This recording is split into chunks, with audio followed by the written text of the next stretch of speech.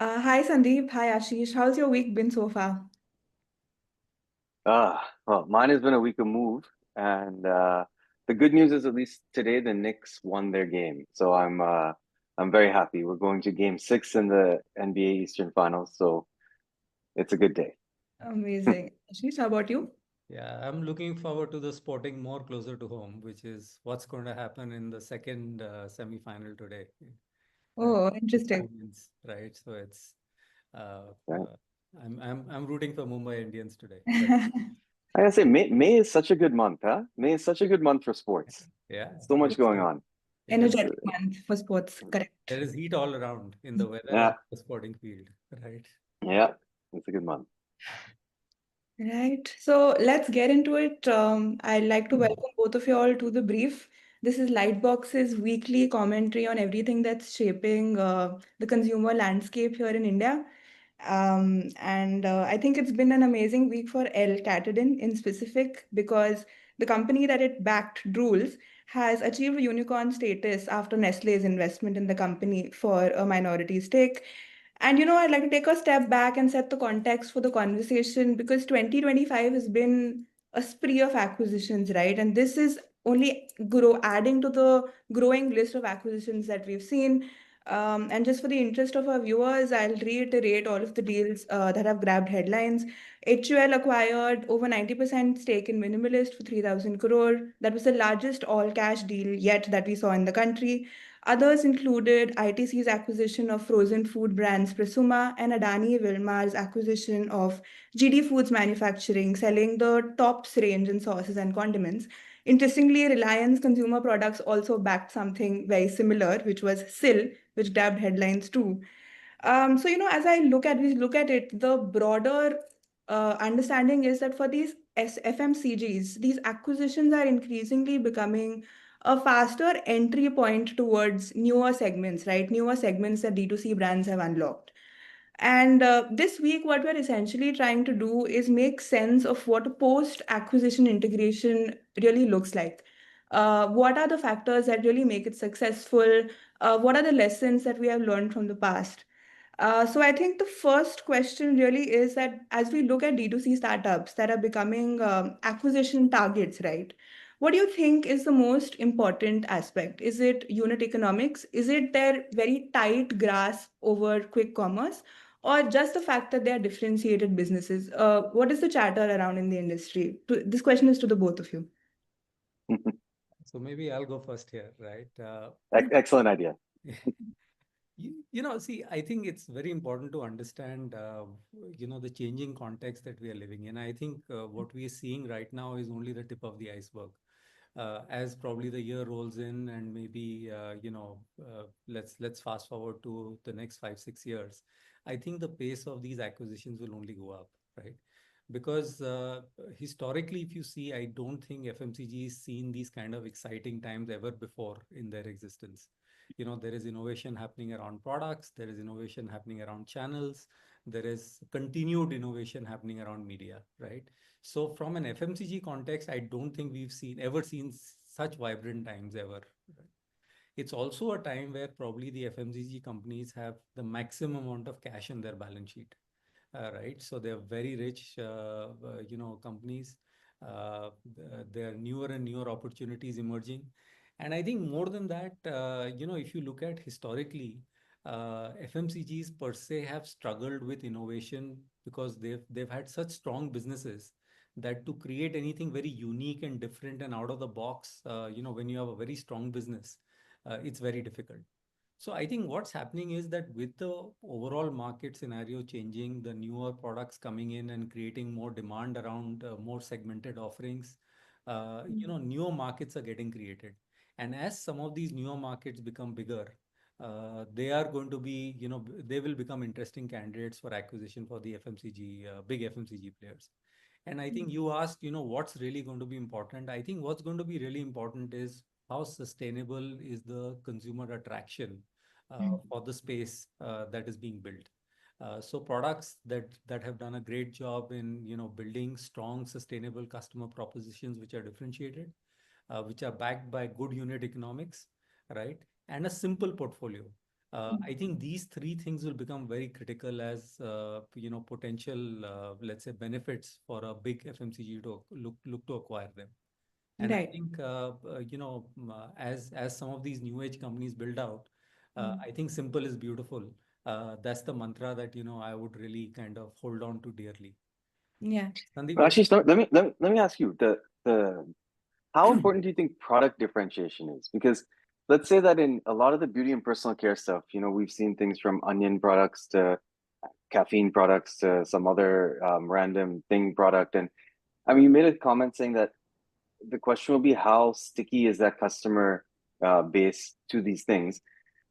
I mean, do you think that these new things have not just been tried by FMCG guys? They didn't have the idea that, hey, onion shampoo might be interesting, or like, what is it that you think really will drive that sort of thought that, okay, now this isn't just a fad. We believe this is something that's there, and therefore we should probably be in it, and therefore acquire.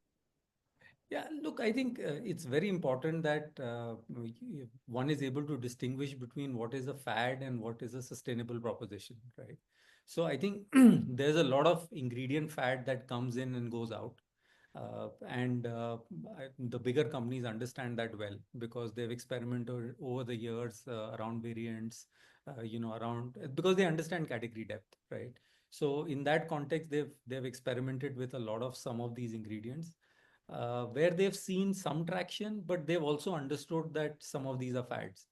But some of them which are getting built with a very strong consumer insight, which is either around premiumization, around offering different, experiences, offering better performing products, bundling performance and service.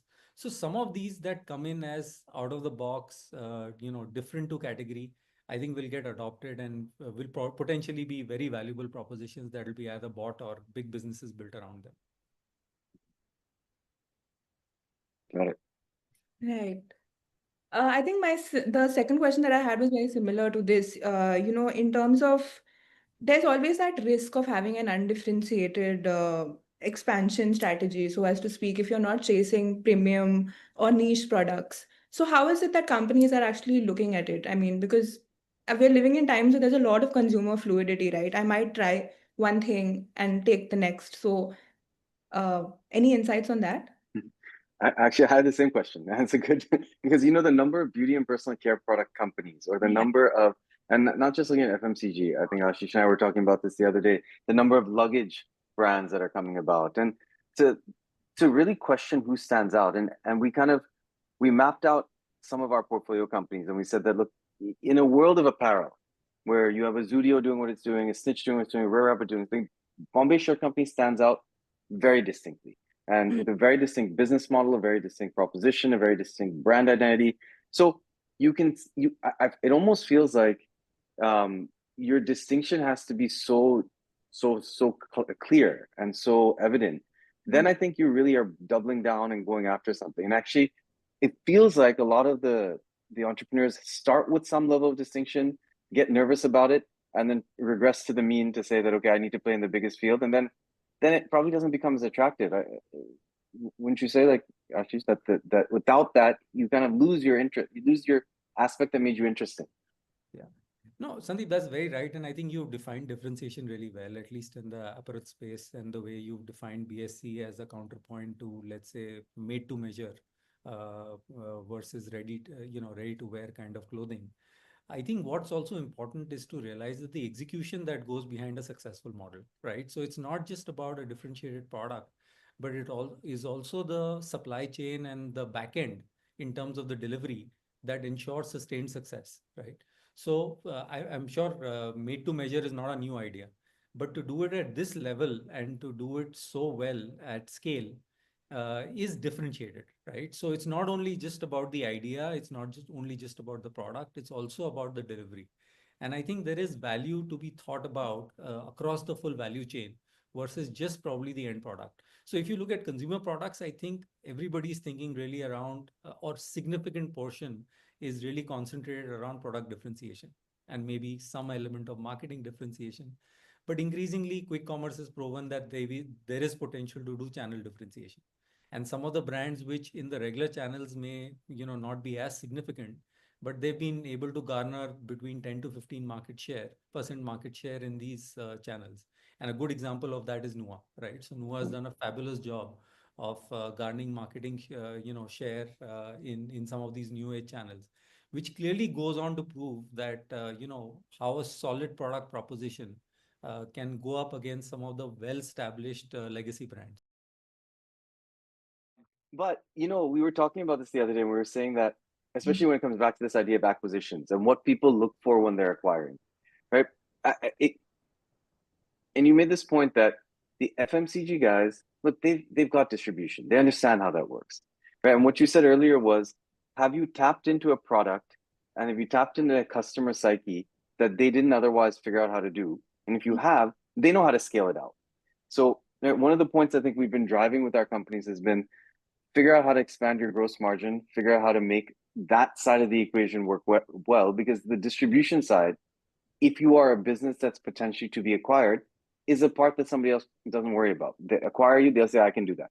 But Yeah. if you haven't got economics at the gross margin level, or that makes sense, then, or that are attractive, then it doesn't really solving distribution uneconomically doesn't make sense.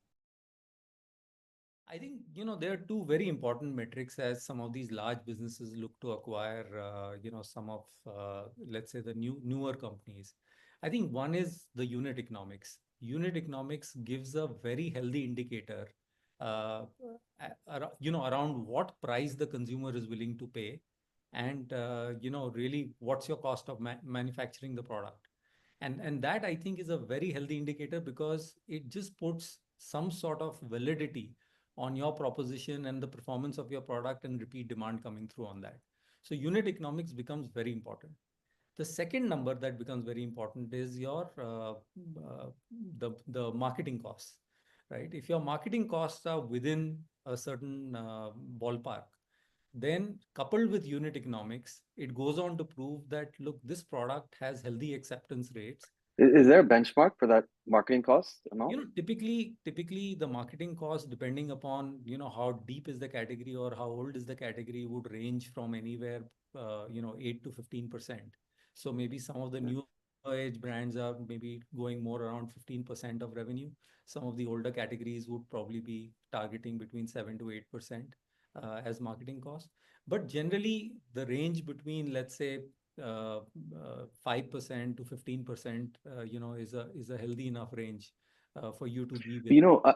I want to talk about marketing for a second, and sorry to interrupt, because I want to make sure we make this point. Even on BSC, let's say Bombay Share Company, in the last year, we brought down the overall marketing spend, shifted the marketing spend from performance to brand, and still saw growth in revenue. We saw a doubling in revenue year on year.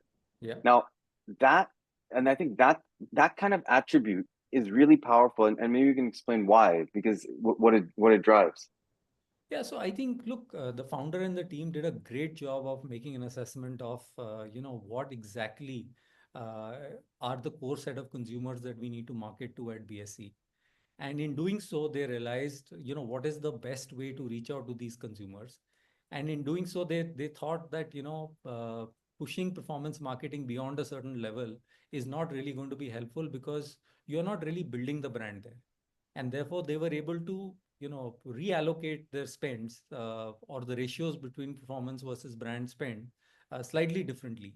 And they saw better efficiencies come out from their marketing, essentially saying that the overall marketing cost came down in absolute terms as the revenue increased. So the metric of, marketing cost to revenue looked even better.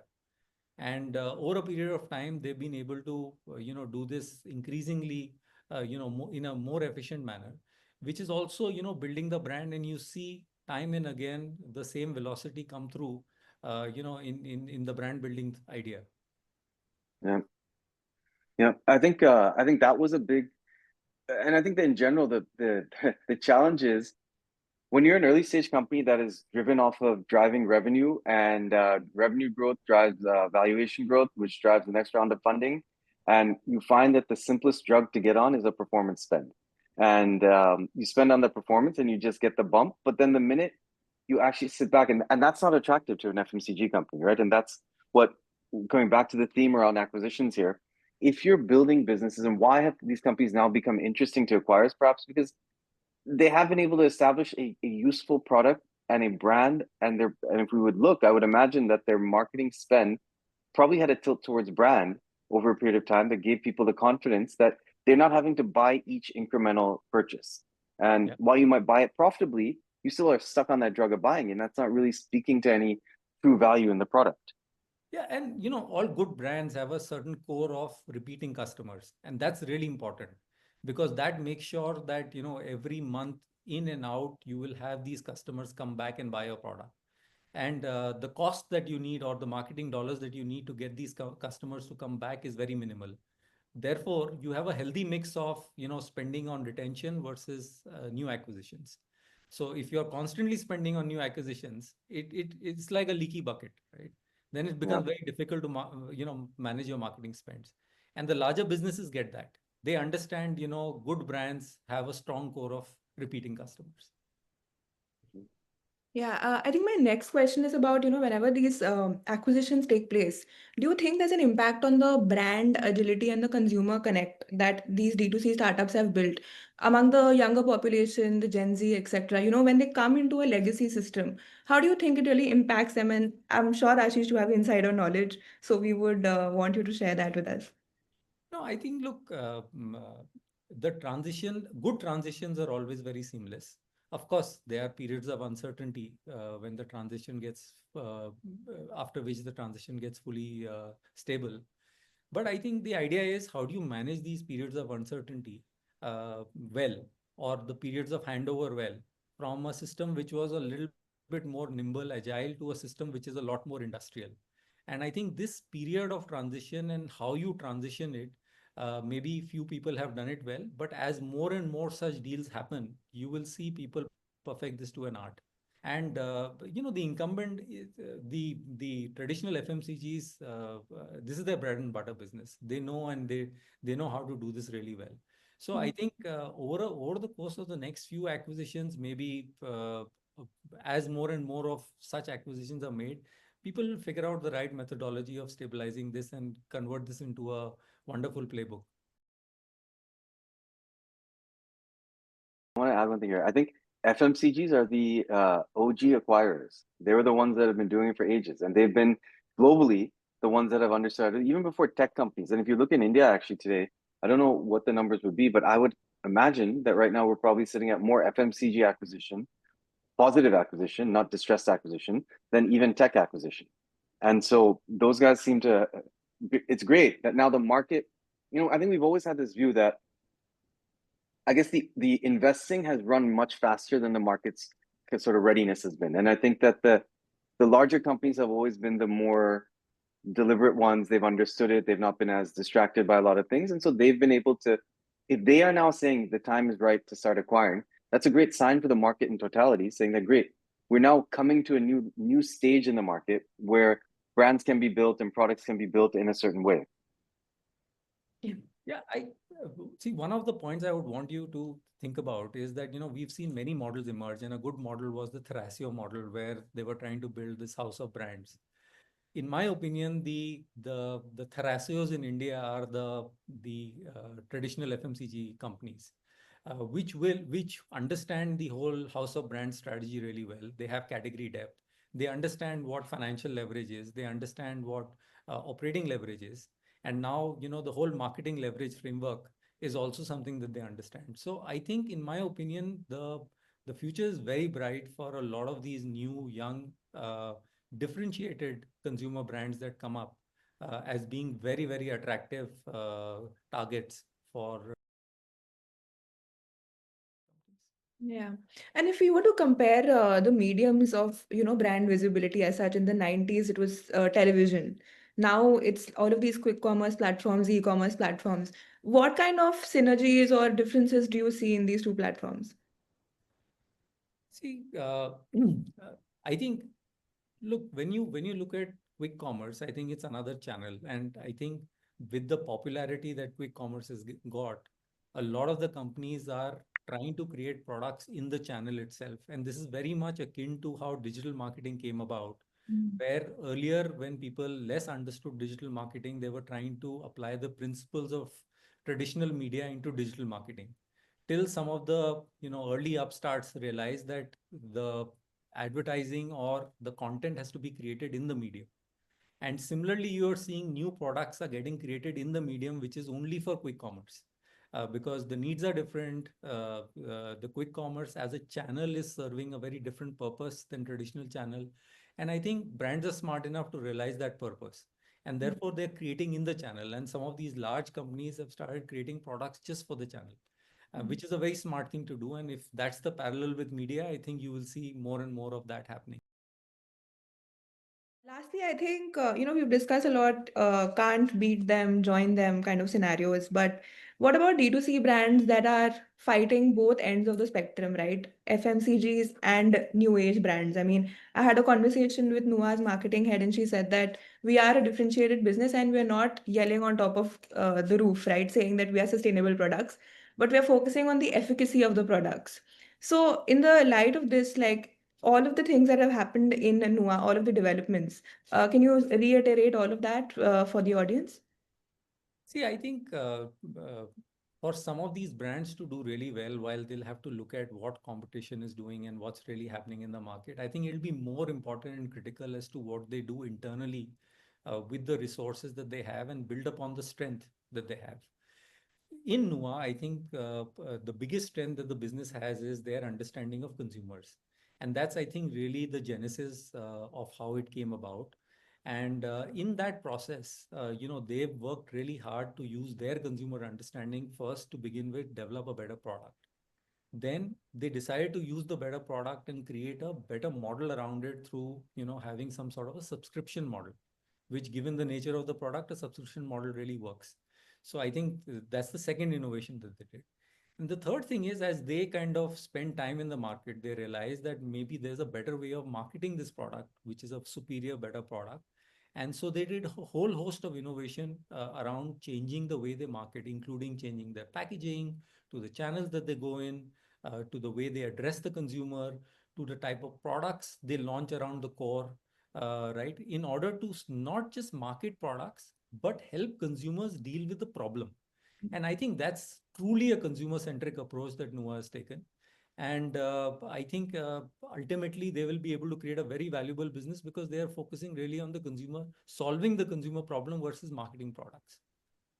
Good. I think it's a great point about the consumer because from day one, when Nua started, their entire intention was actually to go direct to the consumer and build a relationship with the consumer. And while I guess as you grow as a business, and I think that as we've understood, I guess the challenges of being only direct, they haven't, because that DNA was there from the beginning, they've retained that mindset of we have to listen to the consumer, we have to engage with the consumer, we have to hear what the consumer wants, and thought about how they build their product and even build their positioning in light of what the consumer is saying. So that I guess that's the other thing, that when you start a business with a certain perspective, ideally that carries throughout, and that's been the benefit for Nua so far, has been that they've been able to retain that even as they've expanded the channels, which shows in their channel strategy as well. Yeah, and it's not just about FMCG products, right? If you just look at BSC, I think BSC when BSC started, most of their stores were really on high street. And as they started going into the malls, and they realized that maybe the product that they're offering needs to change a little bit because the customers that they were getting on the high street versus what they were getting in the malls is slightly different. So, which really encouraged them to get into the ready-to-wear category, which brought in the halo of the made-to-measure because they understood fit really well in the country. And therefore, now in the malls, they've started pushing really hard on the ready-to-wear, which is where the consumer is looking for, instant gratification of demand. So suddenly now they have a new category emerging because they understood consumer behavior in a certain segment. And this is drawing a parallel to, again, differentiated products being built just for the quick commerce segment. So Yeah. I think the advantage that these businesses have is that they understand the consumer and they are nimble about using that understanding to their advantage.